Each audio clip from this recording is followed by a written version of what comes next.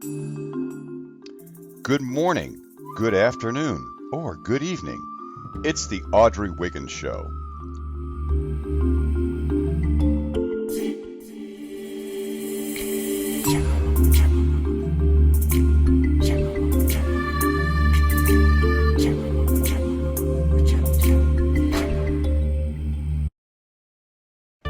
Grow your business with Altogether Marketing with the power of branding. Your logo, your slogan, your colors, even your website. How about customer service, the product experience, company values, and you? Make a touchdown today with your branding through Altogether Marketing. Visit altogether.biz. Well, good morning and welcome to another episode of the Audrey Wiggins Show. Our guest today is Twon Billinges. You met him in some of our inaugural shows back in 2013, so we're excited to have him back. He's been doing a lot since then, and excited to have him today to refresh us a little bit on his journey for those of you who do not know him, as well as to talk about his new venture. He's running for mayor for the city of East Cleveland. So we want to go ahead and get started without further ado. And Twon Billinges, thank you and welcome again to our show today, the Audrey Wiggins Show. Yes, you definitely want to share your story. Twon, he was a street guy. So while he was in the street, he learned a lot. He lost a lot. He went to prison. He has his freedom. But, you always know that our freedom is up here. So even when we may be physically incarcerated, we have to make sure that that we keep our minds free. And he's learned a lot. He's given a lot.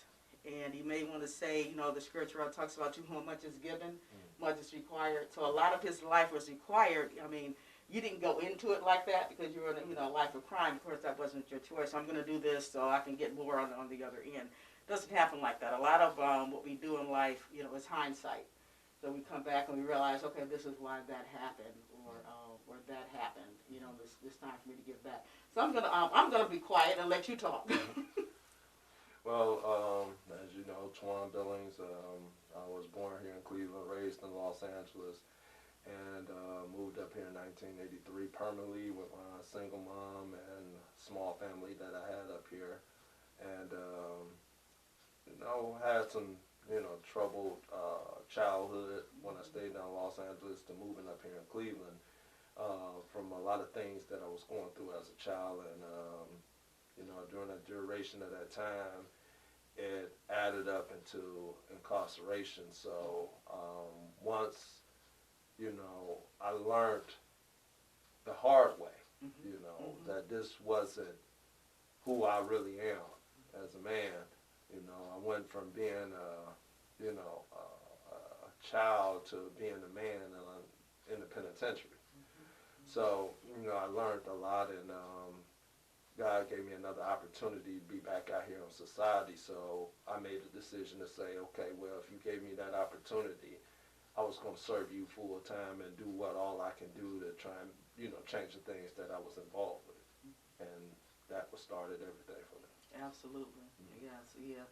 So I know there was not a cakewalk, and School of Hard Knocks, and but since then, though, you have given back to society. You had different programs for men and for women, and talk a little bit, about that, of how, you worked, in prison and the programs you put together to help men and women. During the time, say approximately about 1999, me and my best friend was talking about this last night, and thinking about how big the responsibility as a man, aka Ram, is in several prisons in Ohio, and how many men have graduated from my program.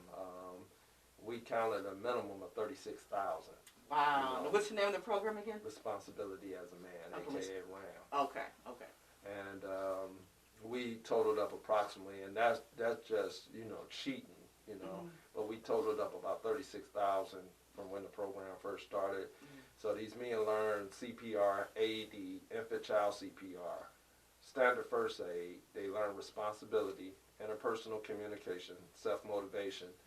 Those three classes, self-motivation, responsibility, and interpersonal communication, last each for a month. And then they rotate. It's taught by inmate, ran by inmate. Okay. And we You said had inmates. Okay, Yes. okay, because you, when you started it, you were I was in, incarcerated. yes, Right. yes, yes. Right, and from that point, it exploded, you know, and it pretty much, you know, based off of my leadership when I came here in Cleveland and started the largest gang in state history, still to today. I took that same leadership and used it for the good, and I started that program, and it's doing numbers still to today. Even I heard that one of the founders or heads of the window factory went through my program in Belmont Correctional Institution. Wow, we should have the first one interviewing. There's been a You lot know of what I'm people saying? in there, Yeah, we need to do a separate show just on that because, you know, it's a lot of people who, you know, young men and women out here, or maybe older ones, you know, that have, you know, been in prison and come home and still not quite finding their way, or, you know, they still need, you know, that extra edge and extra encouragement because we all need somebody to push us sometimes. Well, you know that the RAM program was a very unique program. I wanted to do something in honor of my late mom, and God gave me that program, and you know, it's doing what God wanted it to do. You know, it helps. Not only is it helping the men in there, but how I did it and designed it is self-funded.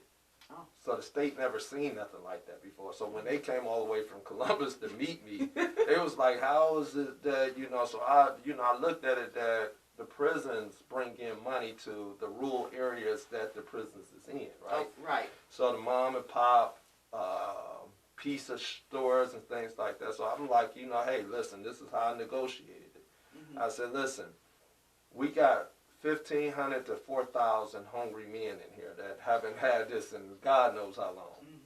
So you cut us in and you sell your product. Okay.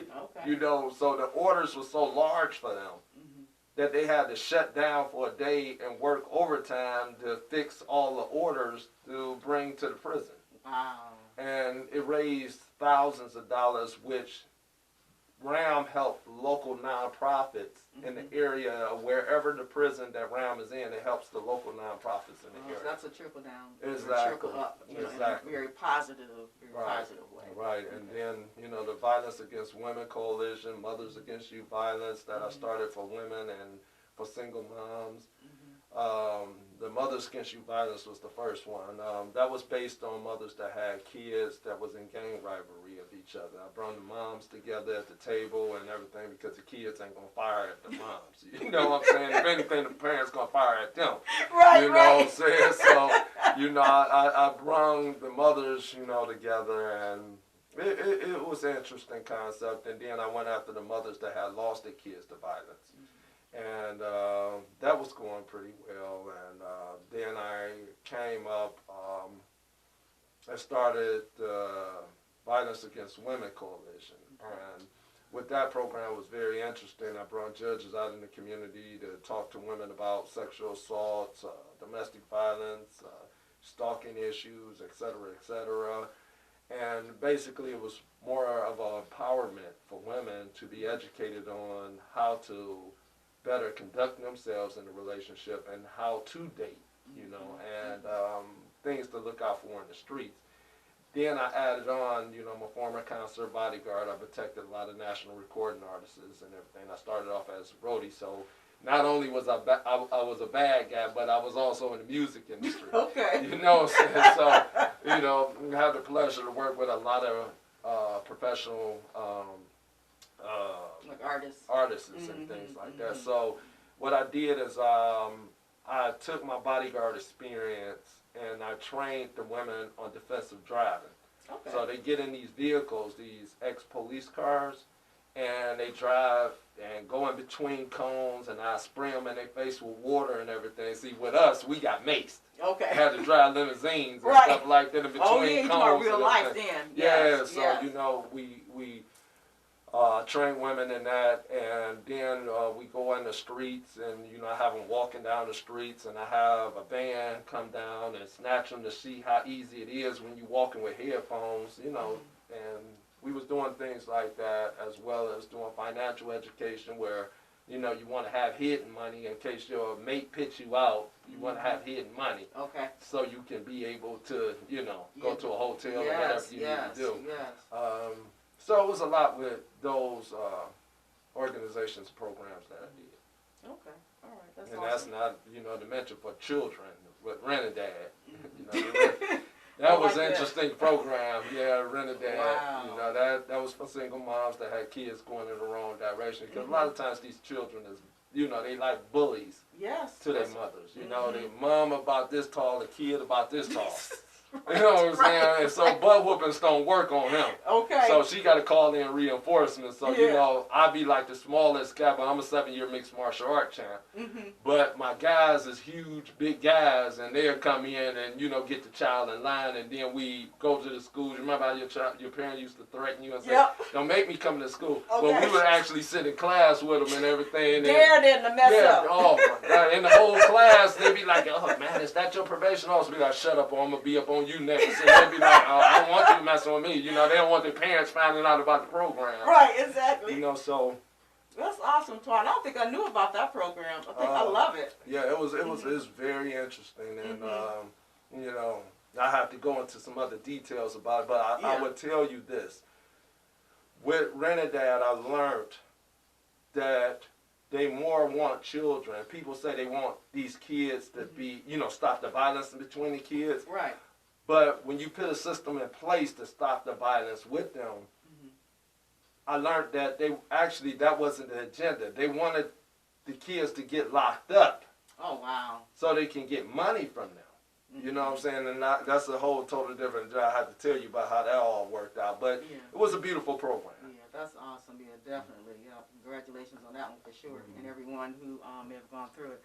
So, you know, so fast forward, you're out in East Cleveland. You've been doing some work out there, and you know, and now you want to take that to the next level, being the mayor. Yes. Yeah. So, what are your goals or plans for East Cleveland if you were to be mayor? Well, first of all, you know, I would say, you know, the reason why I made a decision, you know, when I came home from prison in 2003, I started going to the council meetings in 2004. And I always seen sloppiness. Council fighting the mayor, mayor fighting the council. Council is stealing from the city. Grants ain't being done. They turning people back. Oh, wow. A lot of foolishness that I always seen from 2004 into today. So I said to myself, I said, Jesus Christ, I said, I would love to have that opportunity. But then, you know, my life wasn't stable at the time. I was just coming home. You know, I still learning around what was going on. So I moved to Cleveland. I mean, I stayed in Cleveland at the time. And I ran for council in 2009. Now, get this. They tell you you can't run for, you can run for office, but you can't hold office. Oh, my goodness. Why run? Oh, it's a felon. Yeah, it's well, a why felon. run? Why exactly. Run? Yeah. So, you know, I said, you know, I remember I called a high-profile friend of mine because what happened when I came home from prison, I became, you know, the state started using me. They called me back to the prison. They threw me out, you know, $80,000. Yeah. You know, for me to go out and do what I was doing. So I started getting on my feet like that. But I started building relationships with key people in the state. And so I called a contact of mine in the AG's office, Attorney General's office, and he said, Twon, he said, man, you got to stop listening to what people tell you. He said to me, and this was a white man, he said, wasn't it a law that says that you guys couldn't sit in the front of the bus? I said, yeah. He said, wasn't it a law saying that y'all couldn't use water fountains and bathrooms, et cetera, et cetera? I said, yeah. He said, wasn't that unethical? I said, yeah. He said, did it make any sense? I said, no. He said, so stop listening when somebody tells you something that you know is unethical that you can't do. Just do it. Okay. Whether you make history or however it go. Because Rosa Parks, she felt like it wasn't just Rosa Parks, it was a teenager. She was actually the first one. Yes, the teenager was actually the first one. Right. Rosa just was the SCLU? I think Southern so. Christian Leadership Council. Yeah. So by her being there, that's what made it more, you know, but. Yeah, got more publicized. Exactly. So I just felt like running for office here in East Cleveland, it's just too much inexperience. I mean, you got Pookie, Shaquita, Nook. I'm telling you, what's getting ready to happen, the skunks, the raccoons, it's getting ready to run for office. Wow, wow. It's going, the quality is going to the floor. And what's happening is that the first thing that people are saying, I grew up in East Cleveland, I lived in East Cleveland, I went to Shaw. So they feel entitled because it's only a 2 square mile city. The other mile is a park. So it's actually 3. But these people grew up with each other and they feel like, you know, just because I know you that I vote for you. But that shouldn't be the case because you see what's going on. You got a lot of foolishness that goes on in the city. And again, that's another thing. But I just feel like, what do I bring to the table? It's a relationship. That's what we want to know. Yeah, it's a relationship. So as a man, you know, if I'm dating a woman or a woman is dating me, you got to bring something to the table, right? Right. So I'm asking to be your mayor. So if I'm asking to be your mayor, I'm a convicted felon, right? Former gang member. Yes. Got a dirty background. You heard me pull it out. Dirty background. You heard? Okay. You know, so it's like, what out of all that have I been able to achieve? So here, the population of the city of East Cleveland got a lot of men and women with convicted records, just as I do, right? You got a lot of single moms. You got a lot of, you know, elders that's up in there. So think about my past. I have took a negative and turned it into a positive. I can pick up the phone and call key people just like that and get something done. And that's what you need in leadership. You have to have relationships. You're trying to run a city. Yes. And you don't have to, I mean, if you just stay in that little circle, East Cleveland is dying. It needs jobs. It needs economic development. It needs programs. It needs, most importantly, grant writers. And the biggest thing, credibility. That's the biggest thing East Cleveland don't have. Everything when you hear about East Cleveland, you hear negativity. It's time to turn that around. It's time to turn it around. And the way you do that, East Cleveland, I got a lot of celebrity friends. You bring them. When people start seeing activity like celebrities coming in, doing concerts and things like that, you got several theaters in East Cleveland, Audrey. We getting ready to lose East Cleveland Theater. That's crazy. It's so much as I remember, you know, going there for plays and things. It was a phenomenal place. Yeah, I mean, and for it to go the library. There, well, the library is so far is in good standing, but the theater across the street, we're getting ready to possibly lose that because it's falling apart right now. So the thing about it is that the city is not helping.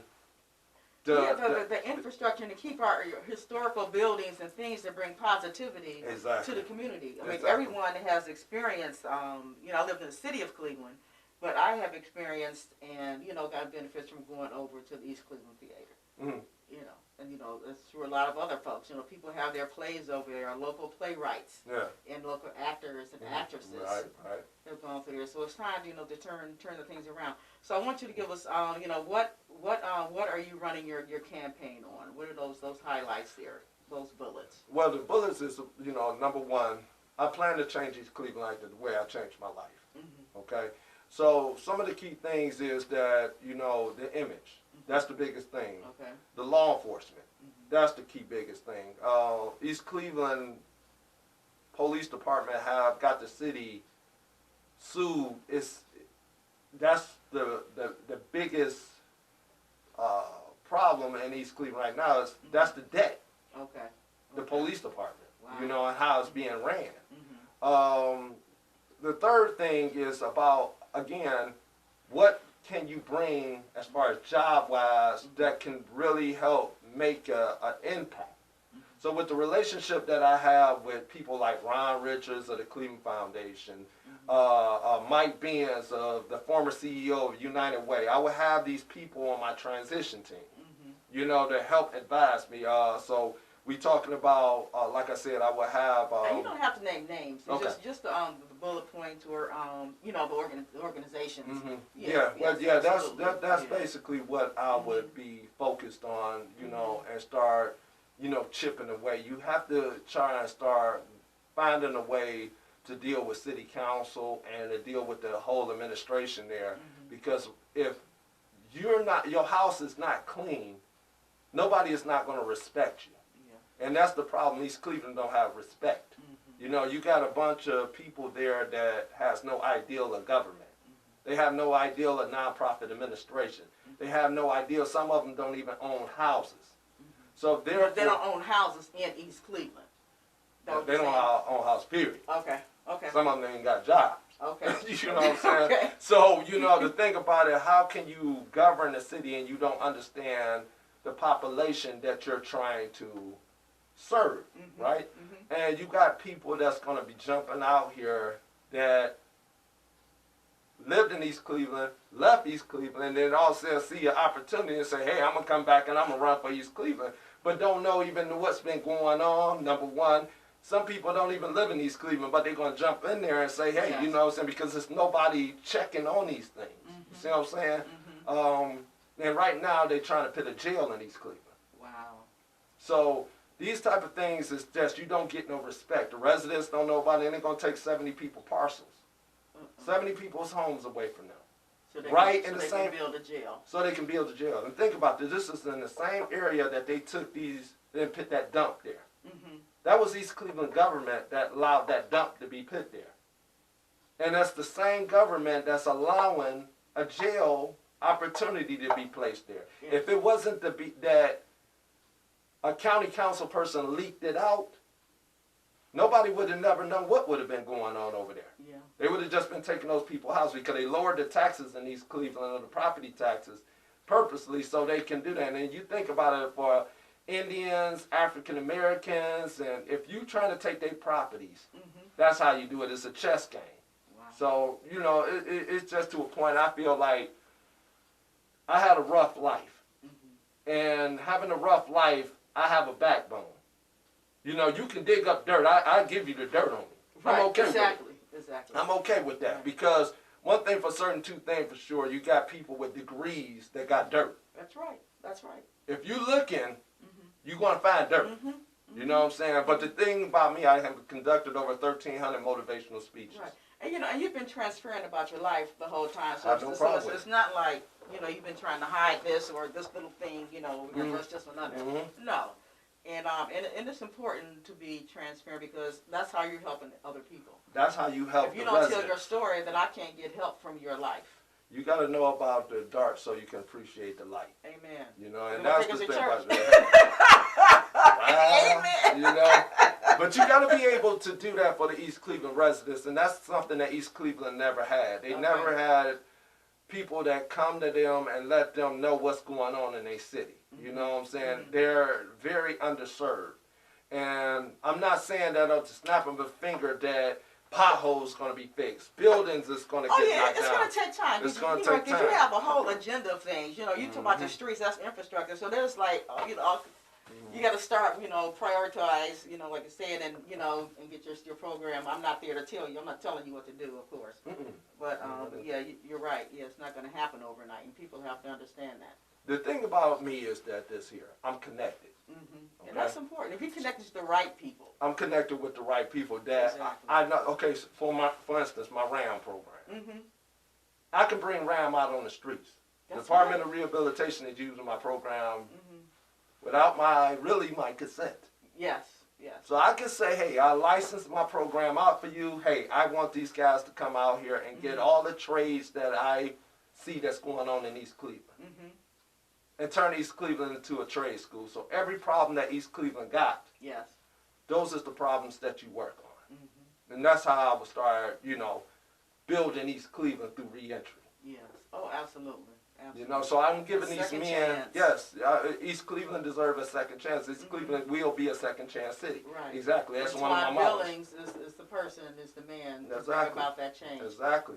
The children that's in gangs, that's tearing up, maybe robbing people. See, they can look at me, and a lot of kids I have spoken with, and you know, being in jails and prisons I go speaking at, you know, they may look at me and say, man, you know what, you don't know this, that, that. Then when they find out I was the founder of the largest gang in state history, and they're like, whoa, well, yeah, I heard of that dude, you know. Right. So it's impressive, and it gives it serves multiple positions. I mean, dual purposes here, because Audrey, when you look at it, black men and black women is always torn down. You see what I'm saying? We always told what we can't do. Right. When you're looking at that movie, The Black Messiah, look at who took our black leaders down. Our people. Yeah. So it has to be to a point where a man without a plan could be used by a man with a plan. I've heard you say that before. Exactly. Yeah, say that again, Twon. A man without a plan could be used by a man with a plan. If you don't have a plan, somebody's going to have a plan for you, and 9 times out of 10, you're not going to like it. In East Cleveland right now, there's no plan. So therefore, here come another culture, get ready to come right through East Cleveland and do what they want to do. And that's pitting jails and things like that, because you don't have a plan. Right. If you had a plan, it would be something productive, a college, a job site, things like that, creation, you know. But there's no plan. There's nobody out here trying to advocate for these type of things. Right. You see what I'm saying? Yeah. Because you have no relationships. You ain't at the table. Right. But you causing a lot of arguing and stuff like that. While you arguing and stuff, people is up under the surface putting their plans together. Absolutely. So that's it. Yeah. Well, that's a lot. I mean, that's it. That's a lot. And I'm sure that there's more to come. So people want to support your campaign, or support what you're doing. How can they get in touch with you? By next month, we're gonna have a website up. But if they want to call me and talk to me and ask me plans and getting involved, my phone number is 216-240-0135. My email is Twon, Twon, Billings, B into boy, ILLINGES 70@yahoo.com. Awesome. So I'll make sure that we get that information so folks can can plug into East Cleveland, and make a difference. Yes. Yeah, East Cleveland got a history, so a lot of people that really care about that city. And when is the primary? We start. Well, first of all, we start next month to get the signatures to get on the ballot. March. And then primary should be, I believe it's in August. Okay. So we'll make sure that we get the information out so they can plug into your campaign over these next few months. So this won't be the end of it. Once this interview is done and aired, we'll still give us your information so that way we can put it out. Okay. All right. Let's give our little COVID fist bump. So we want to thank Twon Billinges, the future Mr. Mayor of City of East Cleveland in Ohio, for joining us today. We're excited for you, and want to support what you're doing. Thank you. In the meantime, you guys should go out, and I want to learn more about what you're doing as well. All right, let's keep it yummy.